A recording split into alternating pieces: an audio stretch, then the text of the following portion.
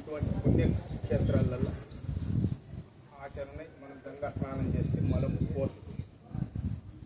మరి అట్లా స్నానం చేస్తే మలం పోతుందా అంటే పోతుంది. ఈ మలం ఎక్కడికి వెళ్ళి వచ్చిందంటే నీ భావనతోనే మలం అంటే మలం ఎట్లా పోతుంది అంటే నీ భావనతోనే పోతుంది.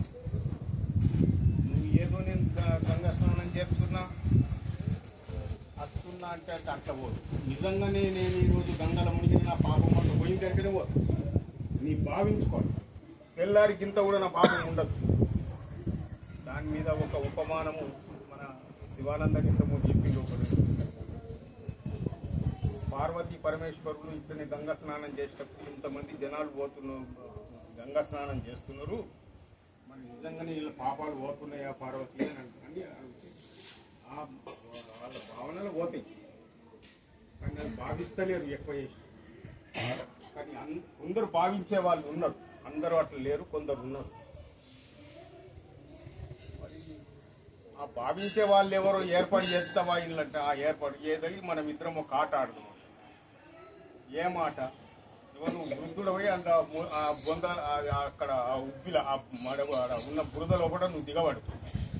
నేను బయట నుంచి నేను రక్షించండి, నా భర్తను రక్షించండి అని నేను అరుస్తాను. ఎవరైనా రక్షించదలికి వస్తారేమో చూస్తారు.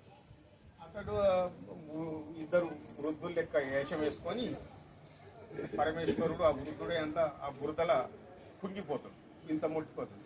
నా భర్త మునిగిపోతున్నాడు, రండి రండి ఎవరైనా రండి రండి అంటే అప్పుడు ఒక ఆయన వచ్చి ఒక బలవంతుడు వచ్చి నేను రక్షిస్తాను, ఒక్క నిమిషం ఆగు, ఆయనను ముట్టాలనుకుంటే నువ్వు ఒక్క పాపం కూడా వేసినాడో కావచ్చు. ఒకవేళ నువ్వు పాపం గిన వేసినట్టయితే నువ్వు నీ తల వలి వెంటనే తెచ్చుకోవాలి. అబ్బాయి అయితే నేనైతే మత్తు పాపాలు చేసిన, నేను ఎక్కడికి వెళ్ళి రక్షించగలుగుతాను అని ఇట్లా వచ్చిన వాళ్ళందరికీ ఇదే మాట. కానీ అందులో ఒక ఆడామె, అందులో మళ్ళా వేశ్య. వేశ్య అంటే పాపం, ఆమె జీవితమే పాపం. గంగా స్నానం చేసి ఇలా వస్తుంది. వచ్చేటప్పుడు ఆ కేకలిని ఏమమ్మ ఏమైంది అంటే నా భర్త ఊపిలో పడి లోపలికి దిగిపోతున్నాడు, రక్షించండి ఎవరైనా రక్షించండి అంటే నేను రక్షిస్తాను. ఏమంటది, నువ్వు ఏనాడు కూడా ఏమి పాపం చెయ్యని దానివైతే నువ్వు రక్షించగలుగుతావు. ఒకవేళ నువ్వు పాపం చేసిన దానివైతే నువ్వు రక్షించలేవు. ఎందుకంటే అదే క్షణము నీ తలవలికి చచ్చిపోతావు. ఆమె అంటది, లేదు, ఇప్పుడే నేను గంగల మునిగి ఉన్న పాపాలన్నీ పోగొట్టుకున్నా. నేను ఇప్పుడు ఎలాంటి కలిముషం లేకుండా, ఎలాంటి పాపం లేకుండా కడిగిన ముత్యమూలున్నా నీ భర్తను నేనే రక్షించగలుగుతా. ఆ భావనతోని పోయి ఆమె తీసుకొని అప్పుడు ఆ పరమేశ్వరుడితో చూడు, ఇప్పుడు ఈ మీద ఉన్న పాపం అంతా గంగా స్నానం వల్ల పోయింది. భావించుకొని చెయ్యండి, గంగా స్నానం చేయండి, భావనలో పడేయండి. గంగకు నీ పాపాలను నిజంగా అర్పణ చేయండి. అర్పించుకునే శక్తి ఆ గంగకే ఉంది. అర్పణ చేసుకునే శక్తి ఆ గంగాదేవి దగ్గర ఉంది.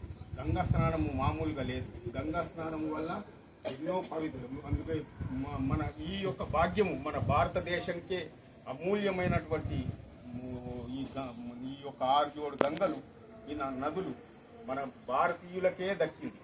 భారతదేశంలో పుట్టి ఈ గంగా స్నానం చేసి ఎన్నో జన్మల నుంచి చేసుకున్నటువంటి పాపాలను కడిగేసుకున్నటువంటి భాగ్యము కేవలం మన భారతీయులకు. ఇంకా ఎక్కడ పోయినా ఏ దేశంలో ఇటువంటి గంగా స్నానాలు చెయ్యరు, అలా ఆచరించరు, ఆచరణకు యోగ్యం కానిచ్చరు. మనము చాలా అదృష్టవంతులు. ముందు మనము ఈ యొక్క కర్మలు చేసి మనము ఈ మలమును విక్షేపాన్ని తొలగించుకుంటే జ్ఞానం వల్ల మనకు ఆవరణం అనేది పోతుంది. అంత మటు దాకా మనకి ఎంత ఇన్నట్టు కొడుతుంది, మళ్ళీ